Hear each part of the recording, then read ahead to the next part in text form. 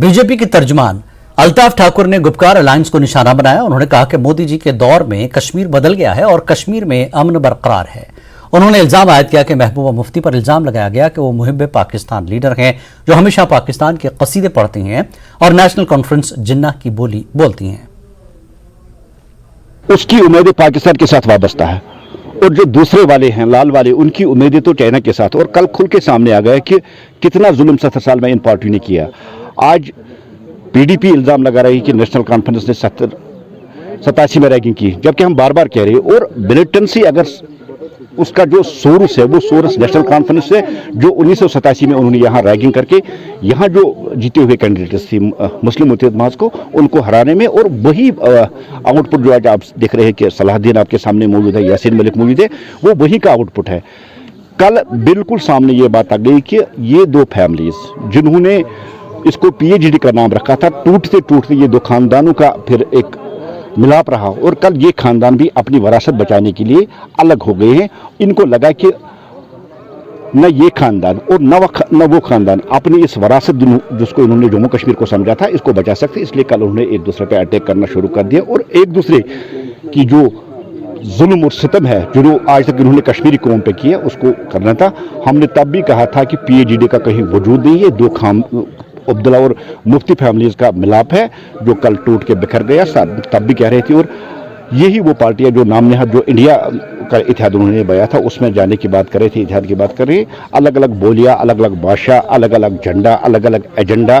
کسی کے پاس پاکستان کا ایجنڈا ہے، کسی کے پاس چائنا کا ایجنڈا. یہ دو پارٹیاں کبھی ایک نہیں ہو سکتی ہے. لوگوں کو دھوکہ دینے کے لیے وقتی طور پر یہ اپرچونٹی جو پارٹیز ہے ایک ساتھ ہوئی تھی، کل یہ بکھر گئی. لوگوں کے سامنے ساری شکل سامنے. معاشی بحران کا سامنا کرنے والے پاکستان کے وزیر اعظم شہباز شریف نے ایک بار پھر بھارت سے مذاکرات کی وکالت کرتے ہوئے کہا کہ جنگ اب کوئی آپشن نہیں ہے. سرکاری ذرائع نے نیوز 18 کو بتایا کہ پاکستان اس سے پہلے بھی اس طرح کے بیانات دے چکا ہے جو کہ بین الاقوامی برادری کو خوش کرنے اور اپنے عالمی امیج کو بہتر بنانے اور I M F World Bank کی توجہ مبذول کروانے کے لیے ہے. واضح ہے کہ پاکستان سے مذاکرات سے کوئی فائدہ نہیں ہوگا. دونوں ملکوں کے درمیان بہتر تعلقات کے لیے سرحد پار سے جاری دراندازی بڑے پیمانے پر منشیات کی آمد کو روکنا ہوگا. اگر پاکستان تعلقات کو بہتر بنانا چاہتا ہے تو ایسے امن قائم کرنے کے لیے پہل کرنا ہوگا. Both the countries and the people, and similarly with other nations in the world, we have nothing against anybody. We have to look after our own self, build our nation. Even with our neighbor, we are prepared to talk to them, provided that the neighbor is serious to talk serious matters on the table. Because war is no more an option. Pakistan, alhamdulillah, is a nuclear power, not as an aggressor, but for our defense purposes. And we had 3 wars fought in the last 75 years. And what happened? I'm being very honest with you. It generated more poverty, unemployment, and lack of resources to finance education, health, and well-being of the people. So is this the way that we have to adopt? Or to have war of economic competition? Because God forbid, if there's any nuclear flashpoint, who will live to tell what happened? So that is not an option. But it is equally important that our neighbor has to understand that we cannot become normal neighbors unless abnormalities are removed, unless our serious issues are understood and addressed to through peaceful and meaningful discussions. Pakistan حکومت نے عوام پر ایک اور مہنگائی کا بم گرایا ہے.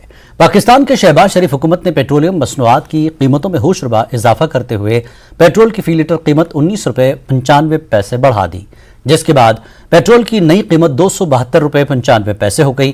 وہیں high speed diesel 19 روپے 90 پیسے مہنگا کر دیا گیا، جس کے بعد اس کی نئی قیمت 273 روپے 40 پیسے ہو گئی ہے۔ پاکستان کے وزیر خزانہ اسحاق ڈار نے پریس کانفرنس کرتے ہوئے کہا کہ یہ اضافہ ناگزیر تھا، وہیں پاکستان کے لوگ اپنی حکومت کو کوس رہے ہیں۔